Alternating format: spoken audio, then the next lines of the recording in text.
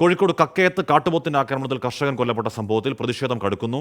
കർഷകൻ കൊല്ലപ്പെട്ട ഒരാഴ്ച പിന്നിട്ടിട്ടും കാട്ടുപോത്തിനെ പിടികൂടാത്തതിൽ പ്രതിഷേധിച്ച് നാട്ടുകാരും കർഷകരും ചേർന്ന് കക്കയം ഫോറസ്റ്റ് ഓഫീസ് ഉപരോധിച്ചു. കഴിഞ്ഞ ചൊവ്വാഴ്ച ഉച്ചകഴിഞ്ഞ് 3 മണിയോടെയാണ് കാട്ടുപോത്ത് ആക്രമണത്തിൽ കർഷകൻ എബ്രഹാം കൊല്ലപ്പെട്ടത്. വന്യജീവി ആക്രമണം ചെറുക്കാൻ നടപടി സ്വീകരിക്കാത്തതിൽ പ്രതിഷേധം ശക്തമായതോടെ കാട്ടുപോത്തിനെ വെടിവെച്ചു കൊല്ലാൻ ഉത്തരവിട്ടു. എന്നാൽ ഒരാഴ്ച പിന്നിട്ടിട്ടും നടപടി ഉണ്ടായിട്ടില്ല.